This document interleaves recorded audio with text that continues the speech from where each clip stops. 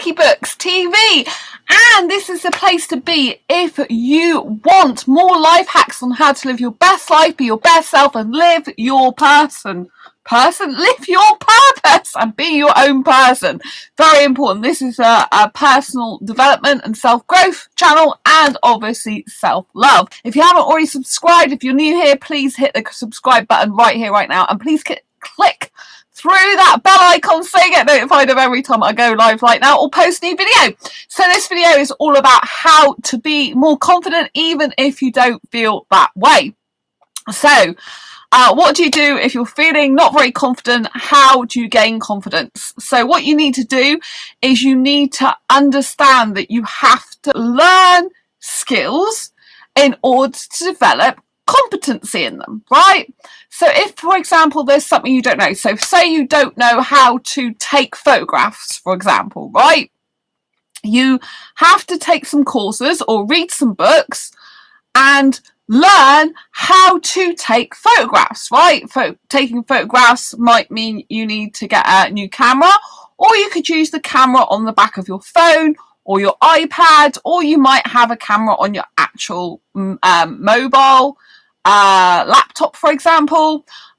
So basically you'd learn the skills, you'd find out how to do it, and then you would put that into action.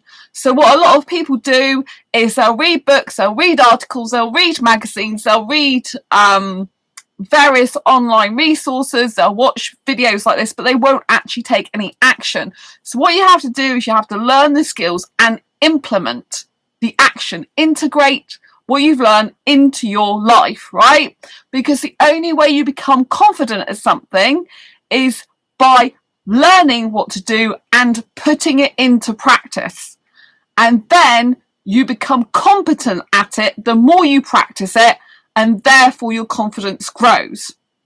So for example, when I started doing YouTube videos, I wasn't as confident as I am now. If you ever see a really old YouTube video of mine, you'll know that it's very different. It sounds a lot more staged. It sounds a lot more like I don't know how to put it. It sounds it's still natural in comparison to some other people's I've seen, but it's a lot more like tentative, a lot more like it's like I'm kind of like really having this voice which is like showmanship type voice, whereas now I've just relaxed, chilled, and obviously being me. So when you're doing a YouTube show, if you want to start your own channel, if you've got a channel but you haven't actually uploaded any videos, you need to just get started. And the best way to do it is to not judge yourself. Now this is really difficult, but if you want to be more confident, you need to not judge yourself, because if you're judging yourself and you're criticizing yourself and you're saying, oh, it's really bad, it's going to turn out bad, this negative thinking. So you mustn't judge yourself, and you must talk positively to yourself. So you must try something out, implement it, learn, implement, and then you need positive self-talk to actually try that thing out and do it, right? But don't wait till you've got the best camera equipment, right? I am streaming this now from my Mac, right? My Mac desktop is an old, beautiful model of 2009, right? It's old, right? There are a lot more modern Macs around, but I'm streaming from this right now. It's in my bedroom. You do not have to have the best lighting or the best equipment or the latest in technology to be able to stream, to be able to talk to your audience like this, right? This is what people will need. They need the true, real, authentic you. And the more you be the true, authentic you, the more you grow in confidence with being yourself and who you are. So it's very important that you stop judging yourself, stop criticizing yourself, and just put content out there. If you've got a YouTube channel, just put it on there. Don't wait 3 weeks, 4 weeks, 5 weeks to have the perfect video, right? Yes, you can do certain things. You can create the most amazing thumbnails if you've got the software to do it. You can get better lighting if you want. It's really difficult for me to get good lighting in here because literally this desktop, which you can't even see, is in the middle of a wardrobe, and I close the doors and then my bed's here. I don't have a separate lounge. There's no other space. This is it, right? So I haven't really got a space to put a light. If I had a light stood up, then it'd be like, where else do I stick it, right? So yeah, my lighting isn't the best lighting in the world, but at the end of the day, the content is what matters. People what come to this video right now, for example, to find out how to be more confident. You know, that doesn't require me to have the best lighting. In fact, it's better I don't, because I can show you that I'm confident in speaking on camera despite the fact I haven't got the perfect setup, the perfect lighting. I've not got makeup because I don't wear makeup usually, you know. But it's only because I've got used to that over years of not wearing makeup that I'm confident in that. So you need to learn the skills, put them into practice. Don't judge yourself, don't criticize yourself, and use positive self-talk. Then you put that thing into action, and you have to be brave enough and courageous enough to push yourself forward to do it. Now, what's good is if you do it step by step, right? So you might do a video on YouTube, you might just do a very, very short video introducing who you are, what your personal story is, you know, why you're creating the channel, for example. Or you might have your dog beside you. I don't have a dog, but you might have your dog beside you. And you might be, this is Barney. Now, Barney is an acrobatic dog. And the reason I say he's an acrobatic dog is because he likes jumping up and down and running around like a mad guy, right? And this is Barney doing his thing. Right, and if you want to see more videos of Barney, then don't forget to subscribe to this channel, because I'll be playing more of them. People actually love videos with animals in. So if you're stuck for what to do for a YouTube channel, if you've got a cute cat, beautiful dog, crazy hamster, you know, get all that on camera because people love it. You know, one of my most popular videos on this channel is a robotic elephant from Disneyland Paris.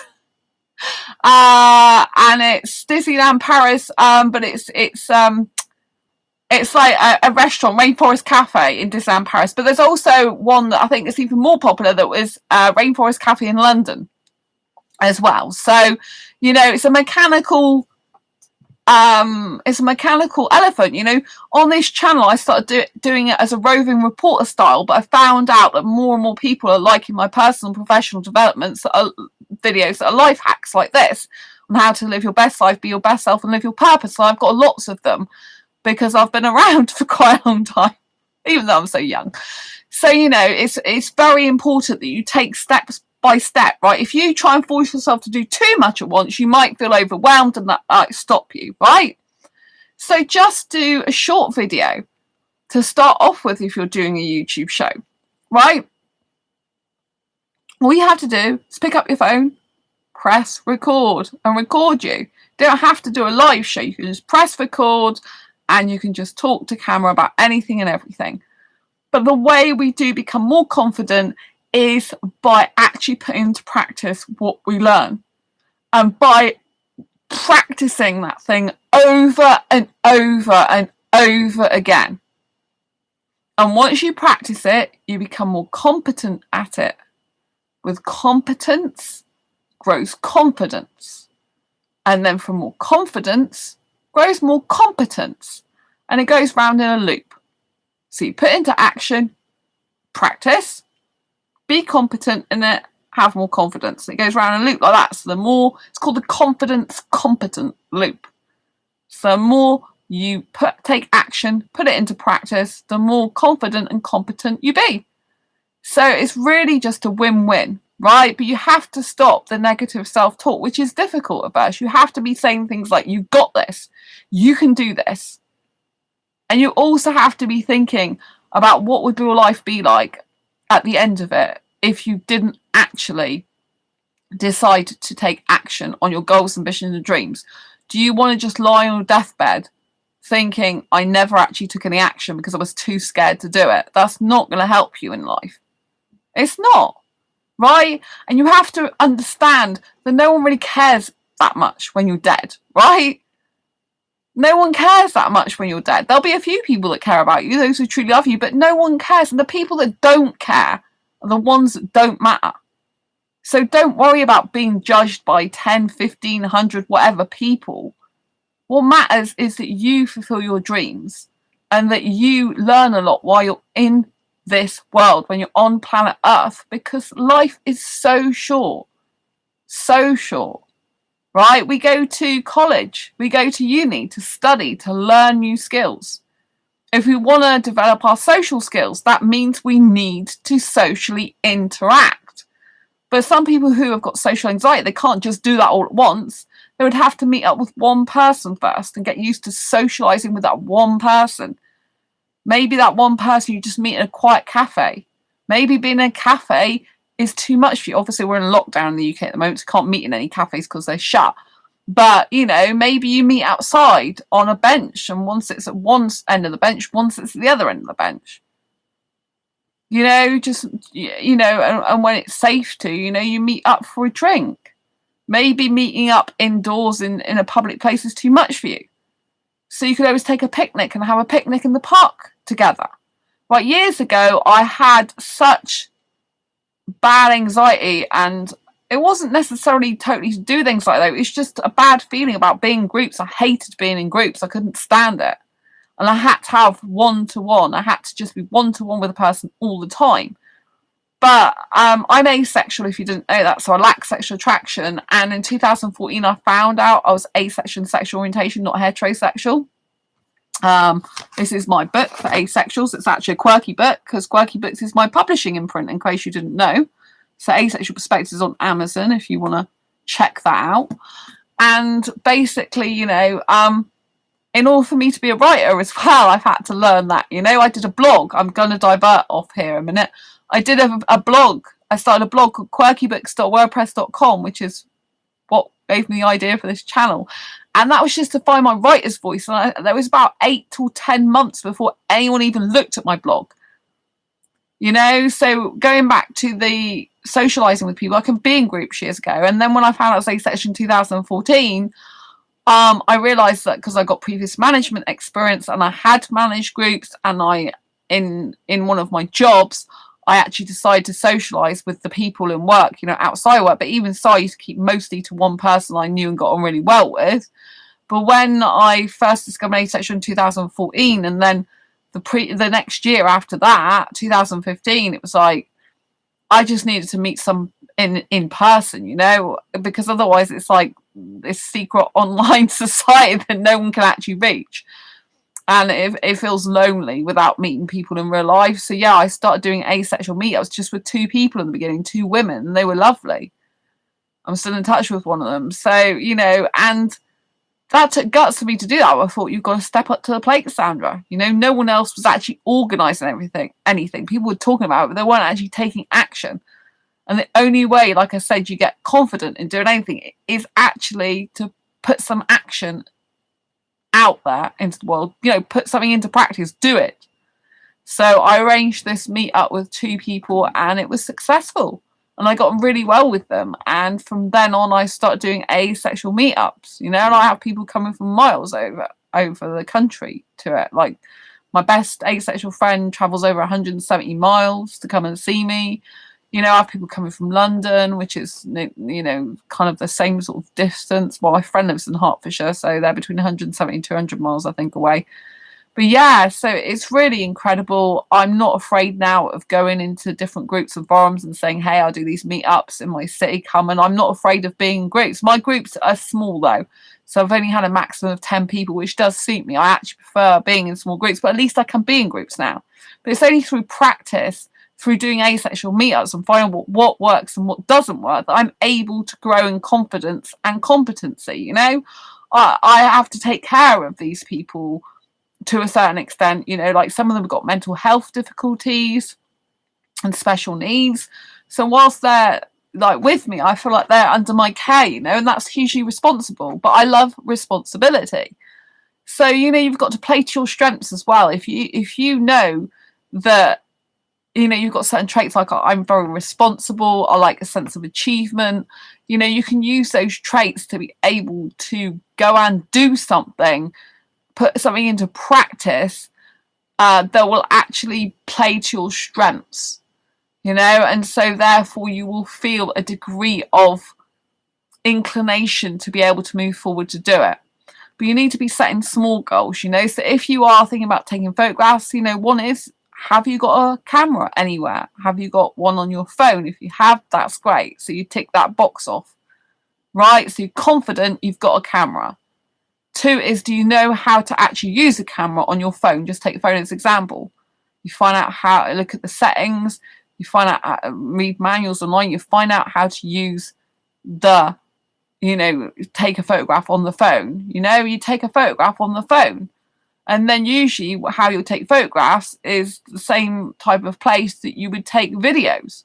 Instead of clicking the photograph button, you click the video button. Right? So if you want to move on to do videos, you can do that. But if you want to just do photographs, you click the button, and then you need to be able to share that photograph. So where do you want to share it? Do you want to share it by email? Do you want to share it by Facebook? So then you have to make sure that your phone's set up to share it. Or you have to find some way of getting it to be able to be uploaded to Facebook, right? So yeah, and then when you upload it, then you need to be able to put, you can put a little message with it or just leave it, I often put like, keep smiling. I'll do a photograph of smiling, but the only way you get competent and confident is by putting it out there. It's by taking action, doing. So many people will be like, oh yeah, I want to do that, but they never actually do anything about it. Right? Do not be one of those people. Do not be one of those people. Right? You need to practice and practice. It took me 6 months to learn how to use iMovie to edit. 6 months of one-to-one tuition and me tearing my hair out, not even understanding iMovie. I just didn't get it. It wasn't until like the last session I was coming up to that I fully understood how to use iMovie. 6 months later, I wasn't getting it. My brain just wasn't computing. I didn't understand it. And then on the last lesson, I brought my memory stick back with stuff I'd done at home, and the guy's like, I didn't even know iMovie could do this, and he was my instructor, and I was teaching him stuff, and it was amazing. 6 months now, I'm very proficient in iMovie. I can get a video done that's extremely detailed in hours, and so rather than weeks, and so it's a huge skill. But if I hadn't have gone and taken those lessons, I wouldn't have become confident in moving forward and growing. You also have to have the mindset, and I want you to get into this mindset if you're not already in it, of believing in your ability to work things out. So you have to have an inner knowing and an inner trusting of yourself to believe that things will work out. You have to say to yourself, I trust myself, I believe in myself 100%, and I believe in my ability to work things out, and that everything will happen and does happen for a reason, even if that reason doesn't reveal itself straight away. Because it's only with this belief that you can move forward and make progress in your life, even in tough times. You have to believe in your ability to work things out, which is meaning you've got confidence in yourself that even if you don't know how to solve a situation right now, you will solve it. And you need to be solution focused. So solution focused means when you've got a problem, instead of focus on the problem, you say, how can I solve this? What solutions can I come up with? What possibilities are there? What options do I have? Because when you have options, and when you can look at things in that type of light with a solution mindset rather than a problem mindset, you become a lot more confident in moving forward in your life, even in difficult times. Even in difficult times. But you have to, honestly, you have to just focus your mind and say, I believe in my ability to work things out. I believe I'm going to get through this. This may be a difficult time right now. I may be going through hell and back. It might be all rubbish that's being thrown my way, but I believe in my ability to work things out, and I will get through this. I will get through this. So you have to have a degree of self-belief. Now, what if you don't have the self-belief? What if you sat there thinking, I don't believe in myself? Then you have to practice the art of self-belief until you actually do believe yourself. Right? You have to put your hand on your heart, preferably in the mirror, and say, I believe in me. I believe in myself. And my beginning, you might think, God, this is a joke. I don't believe in myself. But the more you repeat it to yourself, I believe in myself. I love myself. I trust myself 100%. The more you believe in yourself, the more you say this to yourself with your hand on your heart and feel it with emotion, the more it will stick in your mind, because we have programs in our mind that are running from past trauma, from past events, from past things that we did wrong or that didn't go right for us, that try and stop us in our tracks. And we have to reprogram our mind for success. And the only way we can do that is through repetition, because that's how the bad habits, bad thing you got in the first place. They were repeated, thrown into us all the time, the same things. You know, if you are with someone, for example, who constantly belittles you and puts you down, eventually it's going to get into your mind so you believe it, because they're programming your mind to believe that stuff, right? So if you've been programmed to have not much confidence, like as a child, for example, like you was made to feel like your decisions were wrong, you didn't know what you were doing with your decisions, everything you did was kind of like frowned upon, you're going to have a harder time later in life, and you have to love yourself even more for that. I think it's okay, you know, I'm going to struggle more, but you have to honor the struggle, right? You have to honor that struggle and know that you will get through it and that you will be okay. But self-belief is a number one asset you can have in your life that will see you through heartache, pain, love, and happiness again, right? It's the number one thing that you need in your life more than anything else. Self-belief is the most powerful thing ever. Some people go after loads of courses, they do loads of things, but if you don't have self-belief, you don't have anything, right? And if you haven't got self-belief at the moment, that's okay. You've got to believe that you will have self-belief. You've got to practice self-belief in order to be more confident in yourself, that you believe in yourself. You know, a lot of things don't come naturally to people. People think, oh, I should just be confident, or I should, you know, someone should come along to make me happy because I'm not happy. You have to do this for yourself. It's within you. It's rooted in you. Everything is to do with you. Only you can change your mindset. Only you can push forward with your life. Only you can change your life, right? And some people might not agree with it. They're like, oh, I don't agree with you on that. I don't think you should be doing that. Why are you doing that? You know, and be heavily criticizing of you. And you've got to understand that's their problem. That's their reflection of their life and their self. That's their perspective. It's not yours, and it's not, you know, your life. Their life is not your life, right? You're the one who's got to live it. You're the one who's got to live with it day in, day out with no regrets, right? And you have to understand it's better to take action. And even if you fail and you don't do stuff right, it's better to have done it than not to tried it at all. Because only when you fail or make mistakes can you ever learn, develop, and grow yourself. And if you don't grow yourself, you stagnate. And that is just bad because it kills your soul.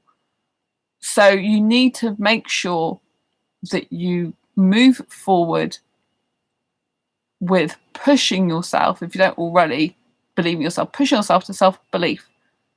Right? All you have to do is say in the mirror over again, I believe in myself. I believe in myself. I believe in myself. I love myself. I trust myself 100%. I think for me, that is the ultimate positive affirmation. You know, I believe in myself. I believe in Sandra. I believe in me. I believe in Sandra. I believe in me. I just believe in me. I just believe in me. Yes, I believe in me. I really do believe in me. I believe in me. Yeah, I believe in me. And you start to get into like a chant, you know, you start to get into a repetition that is hard to get out of sometimes. So you're just like a record with yourself because it kind of has like a movement. I believe in me. I believe in me. I believe in me. I believe in me. I believe in me. See, and it goes around like this, so it kind of is hard to break. And after a while, your brain is just like, I believe in me. I believe in me. I believe in me. And it's a really good idea to say it before you go to sleep at night, especially because then you wake up thinking, I believe in me. Usually the last thing you think about before you go to sleep is what you usually think about often when you wake up in the morning. So if you think, I believe in myself, and also you can say, I'm confident in myself. I'm confident I can get through this, even if you don't know what you're doing. I'm confident I will find out what I'm doing. I'm confident I will know what I'm doing. I'm confident that things will come to me. And just remember, there is no mistakes in life. There's only lessons you can learn from. So there's really no failures. You can't fail because things don't go right. They are going right because you're learning. You're developing and growing yourself all the time. Therefore, you can have the confidence moving forward. It doesn't matter what the heck you do, whether you fail in other people's eyes, whether you make mistakes where things don't work out, because it's just fun, isn't it? Just treat it as a game of life that's fun and interesting and exciting, and that even if things don't go your way, they're still going your way because you're learning and growing, right? You have to make mistakes and you have to get things wrong in order to know what's right. It's like when you're learning at school or college or uni, if you get things right all the time and your teachers just mark you as right, everything perfect, then you don't learn anything. You only learn something when a teacher down marks you for like a C or something. You thought you were an A, or they dip you across, because you're like, well, what did I do wrong? What did I not understand? Then you go back and revisit that thing you didn't know or understand, so you can learn it, so you can be more confident at it, and you can get the results you desire. Right? So this is the confidence competence loop. You learn things, you implement them, integrate them into your life. You become more confident in them the more you integrate them and do them, and therefore you have more confidence. I hope this video has helped you. If it has in any way, shape or form, please give it a thumbs up. Don't forget to share this video with anyone you think may benefit from it. And don't forget to subscribe to this channel if you haven't already, and hit that bell icon to get notified of every time I go live like now, post a new video. Don't forget, this is the channel to be if you want to live your best life, be your best self, and live your purpose. This is Quirky Books TV, and I'll see you soon. Embrace your quirky and each other's. Bye bye. Lots of love, and thanks for watching.